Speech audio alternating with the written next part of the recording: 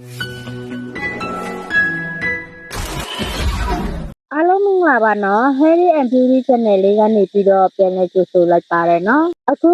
မျှဝေပေးခြင်းတဲ့အကြောင်းအရာတွေထဲမှာဆိုလို့ရှိရင်ကိုယ်ဆောင်နေတဲ့အချိန်မှာဆိုလို့ရှိရင်သွားနဲ့ကတွင်းပြဿနာတချို့ကတရှိတယ်ပေါ့နော်ဒါကြောင့်မို့လို့ကိုယ်ဆောင်နေတဲ့အချိန်မှာဆိုလို့ရှိရင်သွားကျမရေးကအရေးကြီးလားဆိုတာကိုမျှဝေပေးခြင်းပါတယ်နော်ဒီတော့များများမှဆိုလို့ရှိရင်ပေါ့နော်ညဘက်ရောက်ပြီးဆိုတာနဲ့သွားတိုက်ရမှာပြင်းကြတဲ့သူတွေအများကြီးပဲနော်ဒါပေမဲ့ဒီကိုယ်ဆောင်နေတဲ့အချိန်မှာဆိုလို့ရှိရင်ပိုဆိုးနိုင်တယ်ဒါကြောင့်မို့လို့ဒီဟော်မုန်းရဲ့အပြောင်းလဲတွေကလူတွေကပြင်ပန်းတဲ့အတွက်ကြောင့်မလို့သွားတိုက်ဖို့မေ့နေတတ်ကြတာပေါ့နော်သွားကိုလည်းတိုက်ဖို့လုံးဝကိုစိတ်မပါတော့တဲ့အနေအထားမျိုးမှလည်းရှိတယ်ဒါအပြင်ဒီအရင်က6လကျော်သွားသေးကန်တွေသွားပြီးတော့စစ်နေတဲ့လူတွေရှိနေတယ်လို့ဒီကိုဝန်တစ်ဖက်နဲ့ဖြစ်နေတာကြောင့်ဒီသွားသေးကန်မသွားတာလည်းယူဆလို့ရတယ်ဒီလိုနဲ့သွားချောက်တွေစုဝေးပြီးတော့ဗတိယပိုးတွေသွားတွေပြက်စီးတာတွေအများကြီးဖြစ်လာနိုင်တယ်နော်နောက်တစ်ခုမှဆိုလို့ရှိရင်ပေါ့နော်ဒီဟော်မုန်းပြောင်းလဲပေါ့နော်ကိုဝန်ဆောင်နေတဲ့အချိန်မှာဆိုလို့ရှိရင်ဟော်မုန်းရဲ့အပြောင်းလဲကြောင့်သွားဖုံးရောင်တာမျိုးတွေဖြစ်တတ်တယ်ပေါ့နော်အဲဒီကနေပြီးတော့ကိုကမကုသ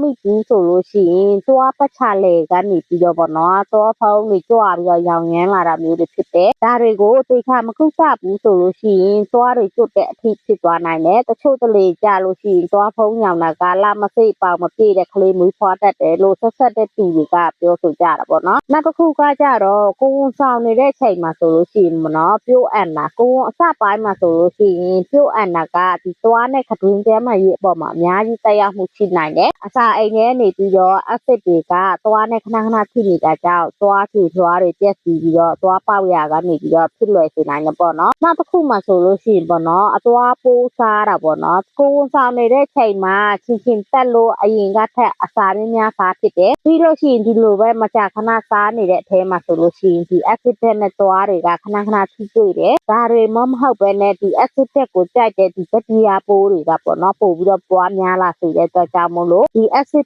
ကိုပို့ပြီးထွက်စေတယ်ဒါကြောင့်မို့လို့ကျွေထွားတွေကပြက်စီးသွားစေနိုင်ပါတယ်နော်နောက်တစ်ခုမှဆိုလို့ရှိရင်ပေါ့နော်ဆေးဝါးပေါ့နော်ကိုယ်စားနေတဲ့အချိန်မှာဆိုလို့ရှိရင် folic acid အပါဝင်ပြီးလို့ရှိရင်ဗီတာမင်တော်တော်များများကိုပြည့်ဝတတ်ကြတယ်ပြီးလို့ရှိရင်ဗီတာမင်ကပြဿနာမဟုတ်ပေမဲ့ဒီဆေးရဲ့ပုံစံတွေကိုကသတိထားပြီးတော့သုံးပေးတယ်နော်တမန်ဆေးတွေလိုမျိုးမဟုတ်ပဲနဲ့ရေနဲ့မျောချလို့ရတဲ့မျိုးစားတယ်လည်းမဟုတ်ပေါ့နော်နောက်တစ်မျိုးကြတော့ကျယ်ဒီပုံစံမျိုးတွေမှာဆိုလို့ရှိရင်ကိုကဝါးချလိုက်ရတဲ့သွားမှာကတ်နေနိုင်တယ်ဒါတွေပြီးလို့ရှိရင်အချိုဓာတ်လေးတွေဖုံးအုပ်ပြီးတော့ပေါ့နော်သွားတွေပြက်စီးနိုင်တယ်ပေါ့နော်ဒါကြောင့်မို့လို့ကိုဝန်ဆောင်နေတဲ့အချိန်မှာဆိုလို့ရှိရင်သွားထဲမှာရေးကကလေးအပေါ်ဘယ်လောက်ထိတက်ရောက်မှုရှိလဲဆိုလို့ရှိရင်ကိုဝန်ဆောင်တဲ့အမေတွေအများကြီးမှဆိုလို့ရှိရင်သွားထဲမှာရေးမကောင်းလာတဲ့ခါကြလို့ရှိရင်မွေးလာတဲ့ကလေးတွေအပေါ်မှာအများကြီးတက်ရောက်မှုရှိတယ်ပေါ့နော်ကိုဝန်ဆောင်နေတဲ့မိမေတွေရဲ့ကလေးနဲ့မှဆိုလို့ရှိရင်တတိယဘုံများတာကြောင့်ကလေးမွေးတဲ့ခါကြလို့ရှိရင်တအိမ်ညစ်ပြီးတော့ပေါ့နော်လာမစိတဲ့ကလေးတွေလည်းမွေးတတ်တယ်ပြီးလို့ရှိရင်ပေါင်မပြည့်ဖို့လည်းများတတ်တယ်နောက်ဆက်တွဲပြဿနာတွေလည်းကြုံရဖို့အများကြီးရှိကြပေါ့နော်ဒါကြောင့်မို့လို့ဒီ